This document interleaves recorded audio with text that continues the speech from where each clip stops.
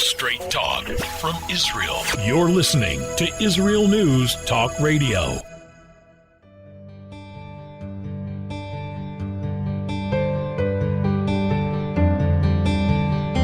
Hello and welcome to Soul Talk. This is Leora Mandel. I'll be joined with Rabbi David Aaron after the break. What does it mean to be a righteous person? This is a term that's used. In Hebrew, the term is tzaddik, to be a tzaddik. And I think when we think of righteous people, we think of men who are very learned, very developed in their character traits. And just think of what comes to mind when you think of righteousness. The first person I believe that is given the term a righteous person, tzaddik, is Noach. Noah was a righteous man. He was tamim. He was complete in his generation. He walked with God, which is a very beautiful, powerful description about Noach. And as much as he was a righteous person, he's somewhat taken to task for not reaching out to try to help other people. That he was very righteous. To maintain righteousness when you're living in a society that is corrupt around you is very difficult and not an easy task. At the same time, he maintained himself without affecting other people. And as much as the description of Noach, he was righteous, he was tamim, he was whole and complete with God, he walked with God, is such a beautiful, praiseworthy description. At the same time, he is not ultimately who becomes the father of the Jewish nation, or the father of monotheism in the world. That credit is given to Avraham. And the question then is it therefore, maybe it answers the question that we have to ask is being righteous enough? Being a person who has worked on themselves, is connected to God, is very pious, is very, has worked a lot on their character, is very learned. It sounds like as much as that is praiseworthy, there's something more that is demanded of man. There's a certain, we can be very developed, but maybe we need to sometimes even transcend ourselves and think outside of ourselves, think of others around us and try to have an effect and influence on those around us. And that is something that I want to try to explore and understand from Rabbi Aaron, because it's not just that Noach was a great person. Abraham was a great person. We have a lot of stories in the Torah, especially in Genesis, of great people and stories for us to learn from. But part of the idea of these stories is how do we apply these lessons to ourselves? How do we become a tzaddik, but more than a tzaddik? How do we transcend ourselves to be able to live within the mission of Avraham, live within the mission of the father of the Jewish people, some of which exists in all of us, to be able to bring, not only develop ourselves and connect to God ourselves in a personal way, but to bring this message outside of ourselves, to have an effect, to emanate light, not just within, but without. That's what I want to understand, how we can learn from these great men and from these great stories. When we return to Soul Talk, Rabbi David Aaron and Leora Mandel.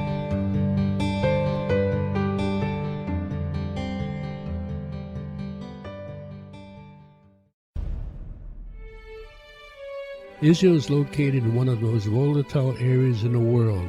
Israel is an island of stability in a sea of war and unrest. In the midst of this turmoil, Israel stands out as a beacon of order and human progress. Each week we update you on what's happening in this, the Jewish state, a true light unto the nations. This is Jay Shapiro. Join me every Thursday on Israel News Talk Radio.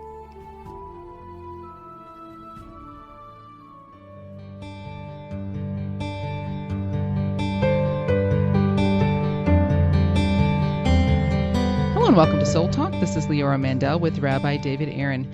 Rabbi Aaron, we are again going through the stories in Genesis and Bereshit, and we are now focusing on the story of Noah and the ark, where God destroys the world because it had become very wicked, and Noah and his family are saved. And Noah is the first one, I believe, that's described as a tzaddik, that he was a righteous person, he was tamim, he was pure, he was whole, and he walked with God. And this description is pretty amazing. At the same time, it's interesting that Noah isn't the one who is the father of the Jewish people. He is the one who restarts the world and is worthy of being saved. What is it about Noah that enabled him to be worthy about being saved? But at the same time, there was something that, Abraham is the one who is the forefather of the Jewish nation and the father of monotheism.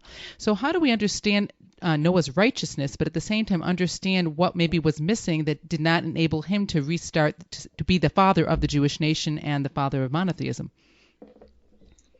Right. I would like to just back up just a little bit to contextualize how bad the world was and who he was in contrast to that, because The world was in a complete state of chaos. It was ruled by incredible selfishness.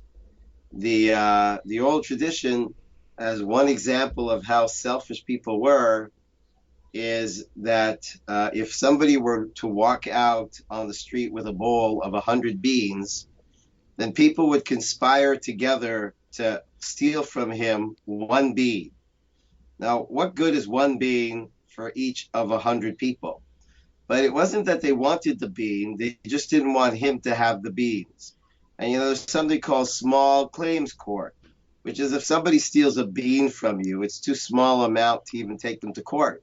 So if 100 people steal from you your 100 beans, but each one only got a bean, then you would end up not only with no beans, but no rights to even take them to court. So that's how evil people were, that they were so malicious that they hated people and wanted to and rob, not because they wanted it, but they didn't want him to have it. And so to understand a society like that, very often when people read these stories, they kind of imagine how bad things are in our generation, but still it doesn't deserve a flood. And we just cannot fathom how the entire world had no sense of borders and boundaries. Everybody was selfish, and there was no bounds to what they would do to fulfill their greed. And so Noah was a tzaddik. He was a righteous man in the context of such a world, and that's not easy at all. But what's unique about Noach and so to speak, the critique of Noach is he doesn't try to save the world. Now, one could make an argument that, well, listen, the world is so bad.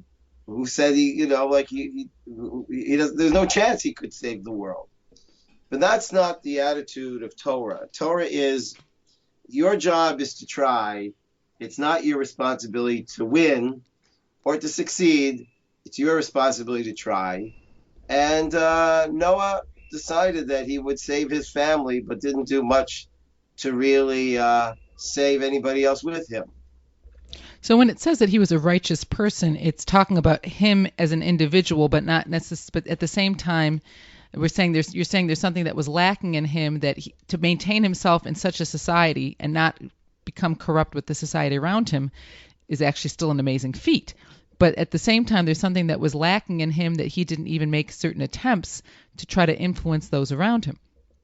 Right. Well, there's a really amazing piece from the Zohar that says that Noah knew that the way God creates the world is that there's creation and there's destruction, and creation and there's destruction. And he basically figured, okay, if this is the generation of destruction, so better it come now and quick so we can get to, the generation that's fixed. And the critique on that is, it's none of your business what God's plans are. The fact that the oral tradition says that the way God creates the world is through destruction and creation, and whatever that means, that's not your business. Your business is to activate your sense of empathy and care for human beings, and let the big picture be run by God in the meantime. And so some explain that he didn't pray for the generation because he thought that, hey, this is God's plan, and the quicker we can get to the redemptive days, the better. And that is completely forbidden. Whereby Abraham, on the other hand, he's got this community called Sodom. They are the antithesis of everything he teaches. And yet he and you could imagine he could be a righteous person that says, the world will be a better place without them. And yet that's not his attitude. His attitude is try to save them and try to change them. And that is the huge difference between Noah and Abraham. In fact, there's an interesting piece in Kabbalah that talks about reincarnation. And it says that the soul that played Noah comes back later on and plays Moses. And the way he fixes himself and the mistake he made as Noah is when God says to Moses, I'm going to wipe out the Jewish people and start all over with you. Moses says, take me out of your book. I won't accept such a thing. And so therefore, according to Kabbalah, Noah kind of fixes his mistake when the soul that played Noah comes back and plays the character of Moses, and he puts his foot down and says, you know what? I'd rather you take me out of your book. I don't want a part in your story if you're going to not save the Jewish people. I don't want you to start again with me. I want to save the people.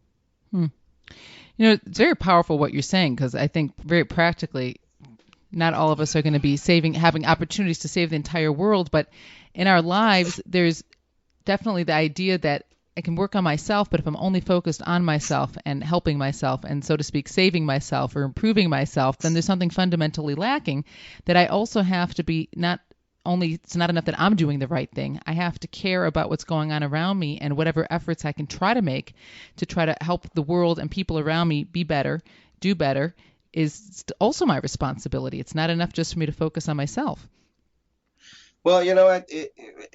Noah is mandated to build this ark. And our sages tell us it took him over 100 years to build the ark. And people saw this man building an ark, and they would ridicule him and say, what are you doing? And he said, well, there's a flood coming. And that took a tremendous amount of fortitude to be able to withstand the critique and the ridicule. But he didn't actively go out to reach out, whereby Abraham is described as somebody who went out, he converted people, he shared the name of God. And so it's true that Noah was a tzaddik for himself. He was a righteous man. He was a good man, but he didn't go out to reach out to people, and that's where he was lacking. When I think about reaching out to people, I think of leadership, and we think definitely Avraham was a leader. Moshe was definitely a leader, and Noach, as you're describing, was a good guy, a righteous guy, but not a leader. And I almost even see it today. A lot of us saying, there's leaders out there. I'm just not a leader. But it sounds like from what we're saying here is, to some degree, we all have to take on certain leadership qualities. And the part of a leader is that I don't just think about myself, my own immediate circle. I have to think about the bigger picture and take steps to do what I can to try to help outside of my own immediate circle. And that is something that it's not only for, so to speak, the leaders to do, that it's, to some degree, is required of all of us. Right. A friend of mine once said a saying, each one, reach one, teach one. You're not responsible to save the world, but you can save a world, and every human being is a world, according to our tradition. And so nobody's asking you to save the world, but there are worlds around you that you could reach out to, and he didn't reach out. He didn't make a proactive effort to go out there and lobby a new consciousness towards changing their ways. It's powerful, because I think a lot of us will notice around us where we're maybe less than satisfied with what's going on in anyone's given environment. And I was once talking about something I was frustrated with, and someone said to me, they said, okay, so what are you going to do? And it was very powerful, because I think I think we've all had this, but I realized, right, it's very easy to say I'm frustrated with something. It's a different story to say, okay, right, put the energy into doing something. And it doesn't mean I'm going to have to, this is what powerful about what you're sharing here is, doing something it may have a trickle down effect, that it will have a big effect around us. It may not, but what I'm responsible for is actually making the attempt to do something, and not just saying, well, it's too big, or what will it do anyhow? I have to put my efforts in. Yeah. And, that it's a basic consciousness of Judaism. The success is not in your hands anyways. I mean, I've written many books and I've taught all over the world, but I have never changed one person's life, because I can't change a person's life. I can only offer ideas, and then people will either embrace it or not. But I don't have, and nobody has the ability to change anybody. Only you can change yourself. But there are others that can offer you ideas and maybe compelling arguments that might sway you. But in the end, it's your choice. And therefore, when a person has this attitude that, listen, if I can't win, why even begin? And that's not true. Even if you can't win, you begin, because your responsibility is to choose to do good and do the best you can. And that is a very powerful point you're making, is that at the end of the day, the results aren't in our hands. So what I am responsible for is making an effort, because I can think I might be able to make a really big change in the world, and I put all the effort in and nothing happens. I can think, there's only so much one person can do, and I can start something small, and who knows how that can turn into something big and have a very big positive result. And that really comes down to, again, the fact that results are not in our hands, just the effort. And therefore, that's why ultimately that is, as you're sharing here, is what I am responsible for. And that's the big lesson to understand in understanding the difference between Noach and Avraham. When we return, Soul Talk, Rabbi David Aaron and Leora Mandel.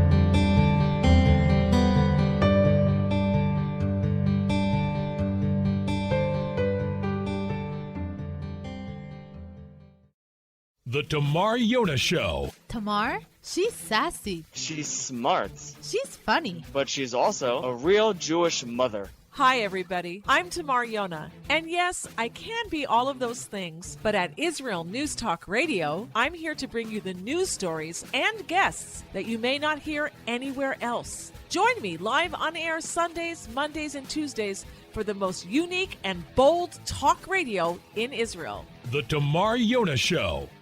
Psalm 23, the Lord is my shepherd, I shall not want. Did you know this psalm and many others were composed by a Jewish shepherd and musician who later became a king? Would you like to know some of the inner meanings of psalms to help you connect with God and strengthen your soul? An exciting and easy-to-read book is now available which will help you do just that. Software for the Soul, Psalms for Everyone, available on Kindle, Audible, and Amazon.com. Software for the Soul.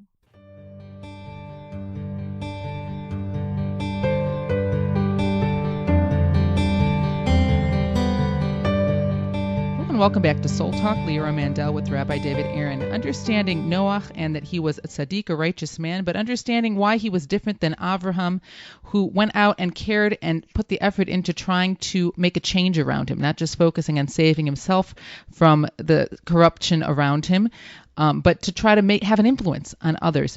Another aspect of this that I was thinking about is, when there is so much corruption, the way you're describing the society that Noach lived in, I think sometimes there can be this feeling, and even today there's times where it's like, let me just shut myself off from society.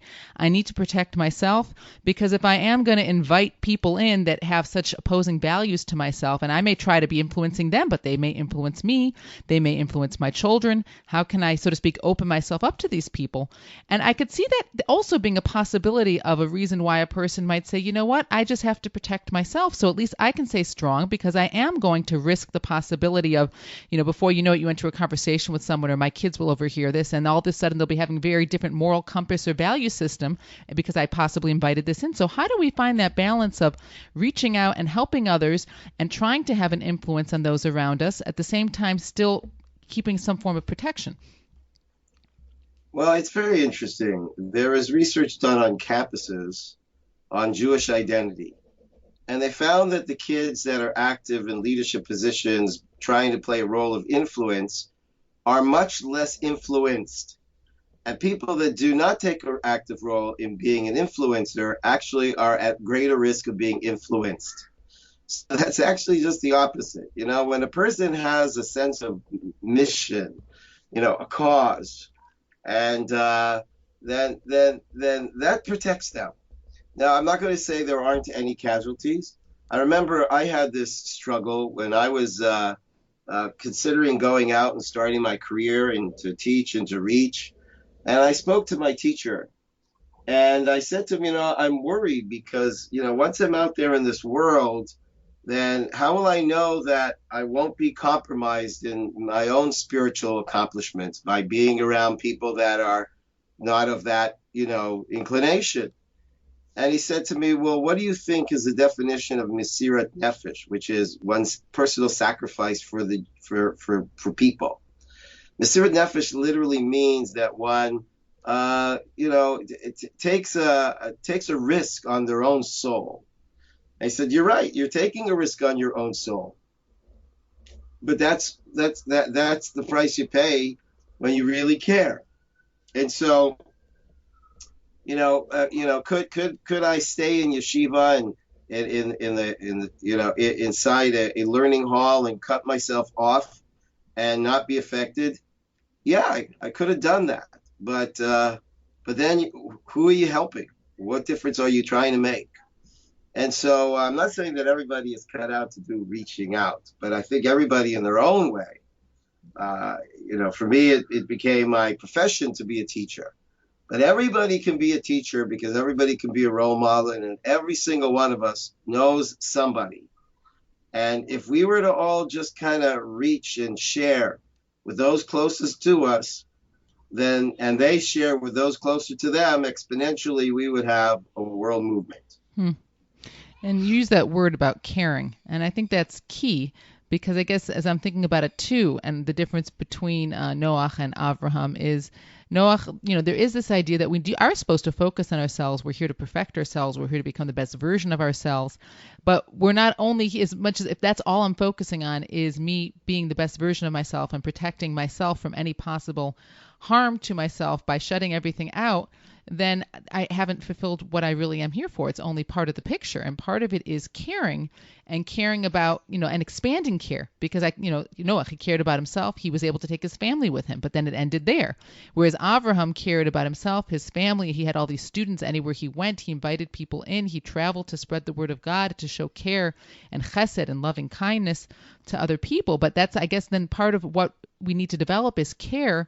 And care is looking outside of myself, not just only focusing on myself and my own immediate circle. Well, it says in Psalms 145, Tov Hashem l'kol v'rachamav l'kol masav. God is good to all, and his unconditional love is towards everyone. And that is our mission statement. Everybody, what does it mean to work on myself? What else is there to work on myself other than to help others work together to help each other? So what's there to work on? What to work on is to become a master of care and kindness and love. That's really what we're here to work on. And so when a person says, I'm going to be righteous, holy, I'm going to protect myself from the world, and I'm going to isolate myself so that I won't be influenced by anyone, then we've given up the point of being here in the first place, which is to be someone who is loving and caring and empathetic and truly kind. And this is obviously, and we're being taught here, this is definitely a value system of the Torah, is to care about others. But as I'm thinking about it too, it's not always a value system of society. Because the whole concept of survival of the fittest is you have to look out for yourself, care for your personal or whoever is part of your inner circle. Your needs come first. And that is a value out there that this is very much opposed to, of saying, no, sometimes I may even have to sacrifice something for myself because I am caring for other people. So where did as far as we understand, I don't know if it really tells us, but Noach was focused on saving himself. He's still righteous, but there was something lacking. He lived in such a corrupt society. There are 10 generations between Noach and Avraham, but how do we understand how Avraham was able to develop this sense of care and concern from others, especially since it's unlikely that it was really a part of the societal values in which he lived? Well, Abraham is extremely unusual. The oral tradition tells us that Abraham's father had an idol business, meaning he sold idols. And one day he had to go out of the shop, I guess, and he asked his son Abraham to take care of the business. And while his father was gone, Abraham took a sledgehammer and he smashed all the idols. When his father came back, Abraham put the sledgehammer in the hands of one of the idols. And I guess in those days, there probably wasn't idol insurance. So his father comes in, he says, "What happened here? Abraham, what's going on?" And he says, "Well, it was just terrible. There was a big fight, and that big idol over there started smashing all the other idols." And the father said, "Abraham, these idols are just pieces of stone. That can't happen. And they're not alive." And Abraham said, "Well, you know that, and I know that, so why are we ripping people off and selling them idols?" Now, what do we learn from the story? What incredible integrity. This is the family business. And at his own risk of his own livelihood, Abraham said truth is more important than finances. I actually read a book by a fellow who was the son of one of the owners of Baskin and Robbins. I can't remember. I think he was maybe the son of Robbins, maybe Baskin. I don't know. And he wrote a book on diet, and so I thought it reminded me a little bit about Abraham, where basically he's going against his family business. It's at his own detriment financially, but truth is more important. And so a person that cares about truth, and that's all that matters is truth, then it's not about me, it's about truth. And the truth must be told. And so when a person anchors their life in truth, and truth means that I only want what's real, what's forever real.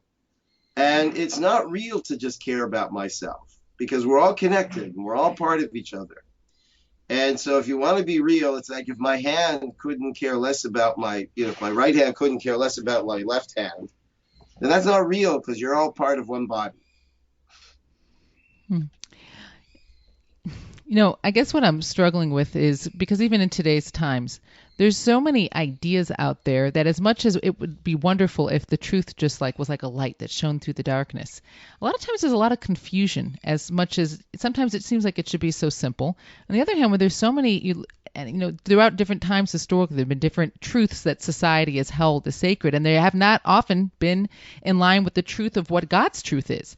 And to sift through that, I think, again, that's what is amazing about Abraham. It wasn't like he had he created a community of people that were coming more in line with that truth, but it wasn't like it was something that existed at that time. If anything, the truth that society around him held was so contrary to the truth that he found, which was God's truth.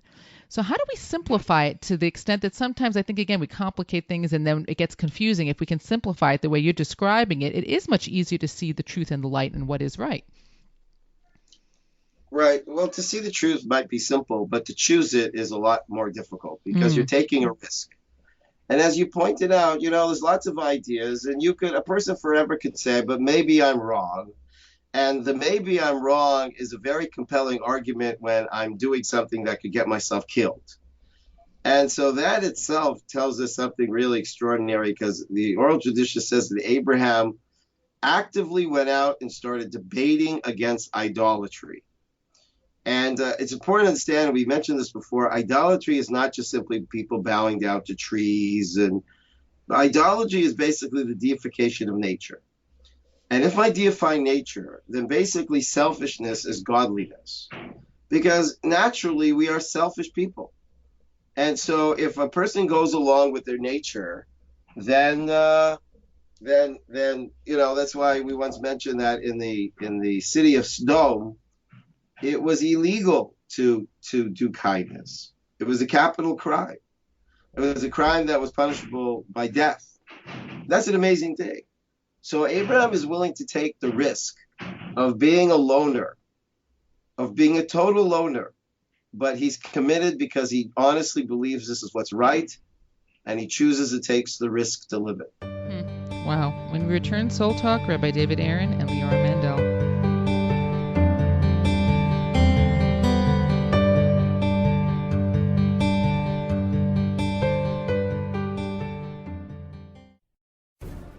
In a time where feelings have become fact, where rational thought and common sense has disappeared, one man stands above it all. I'm Howie Sobiker, your political hitman. Political Hitman airs every Tuesday at 11:59 p.m. North American time, 7 a.m. Israeli time, only on Israel News Talk Radio.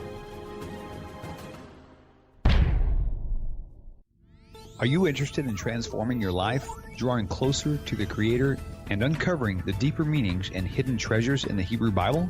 Then join me, Rav Yitzhak Michelson, and me, William Hall, on the Science of Kabbalah, where we are seeking to narrow the gap between what we understand of our physical and spiritual worlds. So make sure to tune in every Tuesday at 5 p.m. Israel time, 10 a.m. Eastern Standard Time, here on Israel News Talk Radio.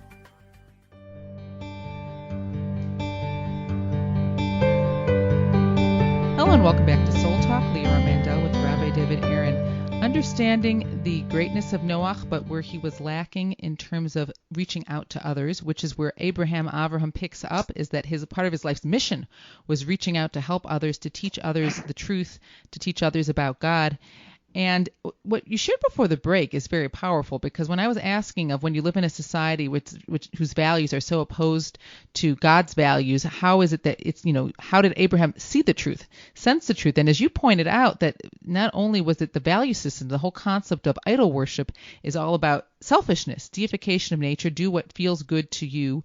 It's all about focusing on the self. And that means that Abraham's message was so contrary to the message of the society in which he lived.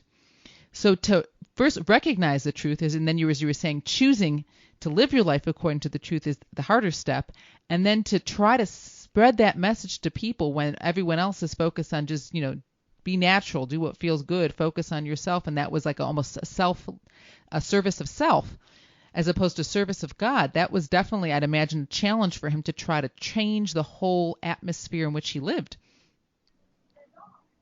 Well, you know what? Really, it's called the path of self-transcendence, because that is really the path of Torah, which is the same. The self-transcendence in Hebrew would be what's called kadosh. The goal of a Torah life is to be kadosh, to be holy, a whole person, a complete person. But what is a complete person? What's unique about human beings is we can transcend ourselves. Animals can't transcend their nature. They do what comes natural. But a human being can transcend even his nature.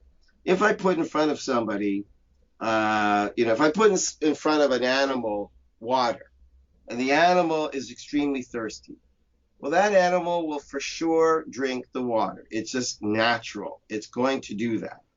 But if I put it in front of a Jewish person and they're incredibly thirsty, they might not drink the water because today is Yom Kippur. Or because that water is stolen and it really doesn't, and it's not really, I'm not allowed to touch it. And so an animal is not going to honor any of that. Nature tells me I'm thirsty, I drink whatever is in front of me. The ability to transcend ourselves is extraordinary. And this is one of the things that Hitler criticized the Jews for, claiming that the Jews, they perpetrated a plot against mankind, that man can go beyond himself. But Hitler said we are barbarians and we are free and we should be proud of it. He says that the Jewish people inflicted 2 wounds on mankind, conscience on his soul and circumcision on his body. And that conscience is what tells us transcend your nature and don't just do what comes natural. Do what's right. And that was the message, and still is the message of Avraham and the children of Avraham that we're trying to bring to the world. But it's fascinating as you're explaining that the concept of kedusha, kadosh, holiness, is this transcendence. And part of the way we transcend ourselves, then it also explains, is the commandments of God help us transcend ourselves, because we're living a life that's not only based on what do I feel like, what do I want, but it's also answering to a higher calling of sometimes there's certain demands and commands that I have to rise up to that help me transcend maybe my nature of what I feel like doing to what I should be doing, which is what actually ultimately it's like I go against myself to become a higher version of myself. Exactly. Basically, it's, most people think that freedom is to do what you feel like doing. I'm free to do what I feel like doing. That's not freedom. That's actually slavery to your feelings. Freedom is to do what you don't feel like doing, but it's right. Transcendence, that's self-transcendence. When a person chooses to do what they don't feel like doing because they know it's right, and even though it doesn't come natural, I'm going to do it anyways because it's what's right. And they tap into a higher nature. They create a new nature. And so then this is the nature that, really, ultimately, from what I understand, this is part of what we're here for as human beings. And so then that means there was a large part of time, especially from the time of creation until Avraham really came on the scene, that as human beings we're living in this world, but without the self-transcendence. I guess it's an example of what happened. We had the corruption got to the point that God pressed the restart button on the world with Noach, and then there was still 10 generations until Avraham came to really bring this message to the world of, if we don't self-transcend, we will self-destruct, as we already saw. Well, this is the generation of Noah. It is a generation that cannot practice any form of self-restraint. They're like complete animals. The sky's the limit, even beyond the sky's the limit. There are no boundaries, there's no borders, there is no restraint. What I feel like doing, I do. And it was just absolute chaos. And again, the message of Noach, too, which is powerful, because to some degree, I guess everything's relative to what we compare it to, but sometimes there's aspects of society today which also question is, where are what you're saying, the borders, the boundaries, the self-transcendence. But it's not enough for me to just sit on my ivory tower and say, well, with everything going around me in society, I'm going to develop myself and self-transcend. Part of our mission here, and this is the big message, but the difference between Noach and Avraham is to also try to have our effect on transforming the world, not just self-transcendence, but world transcendence. That's right, to teach the path of transcendence, and that is the greatest gift, because a person who is incapable of practicing self-restraint and self-transcendence is really not a person. They're an animal, maybe with a person's face, but they really are not they are not living the createdness of themselves as images of God. And so you're not doing people favors by letting them just live their life as animals. I'm thinking we have the Torah today, which gives us more specific guidelines about how to live a life of kedusha, of transcendence. But when Avraham came onto the scene, he didn't have that direction. He really had to spend a lot of time discovering for himself and seeking the truth, and then choosing the truth, and then, as you're saying, willing to sacrifice for the truth. Without specifically, later on, God does speak to him, but it seems as though when the first command from God is Lech Lecha, go for yourself, and that also took a tremendous amount of sacrifice, that he had to leave everything he knew. But there was a lot of work he had to do before God even gave him the confirmation of the clarity that he was living his life according to. Well, so our sages tell us that Abraham's kidneys were overflowing with Torah.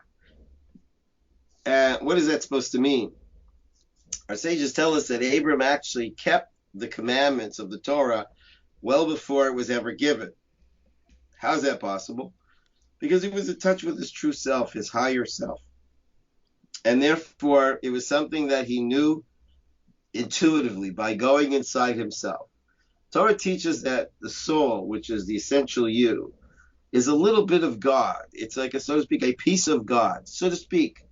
And just like a drop in the ocean has the same constitution. So if a drop in the ocean wants to know the ocean, it just needs to know itself.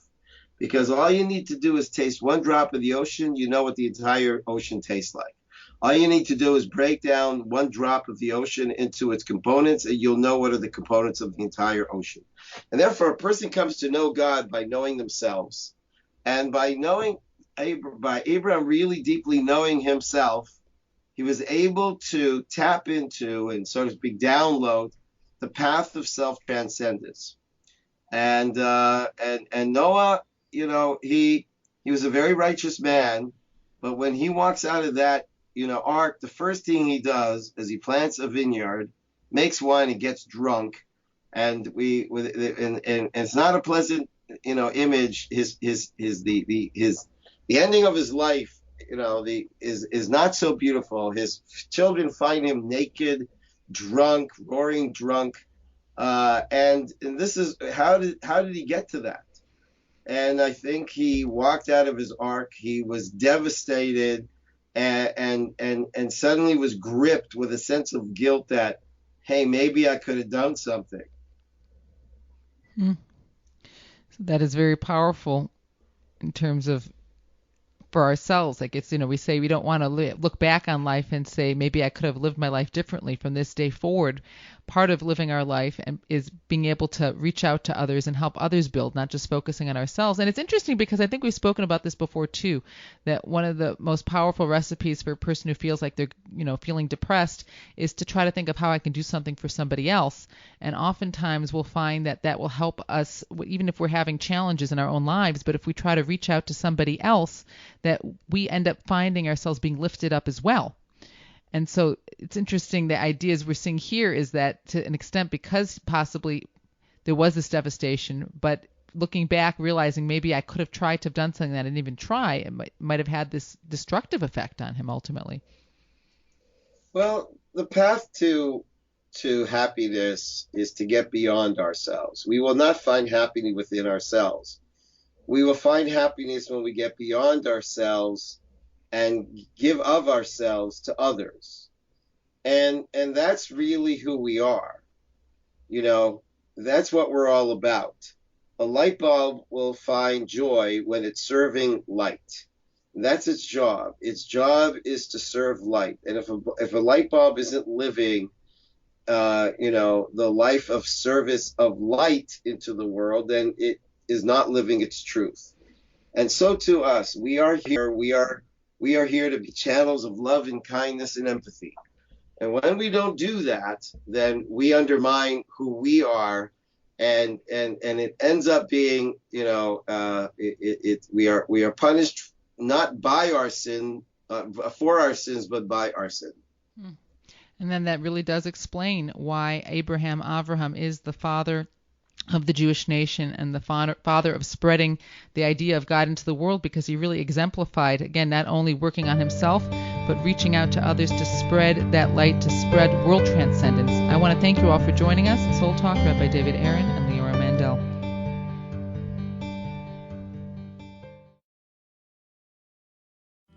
Where can you get the inside news on Israel?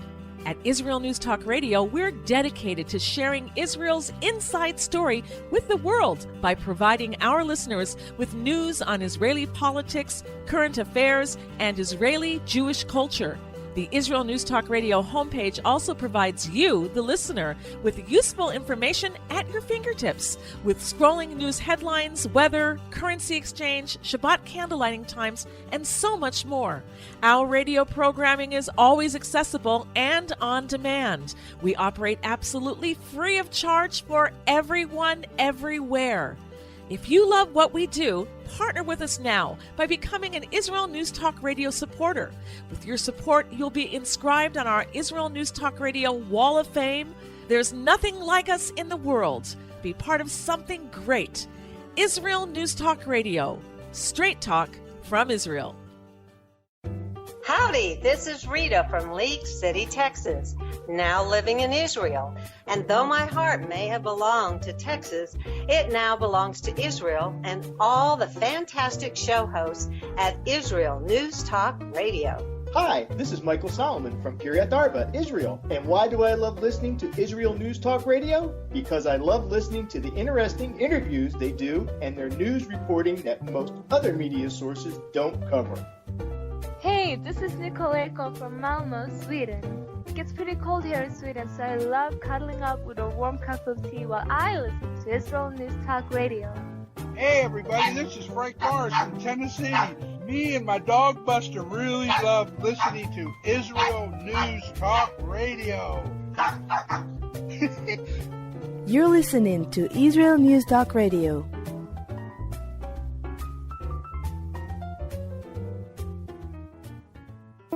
News, opinion, and more. You're listening to Israel News Talk Radio.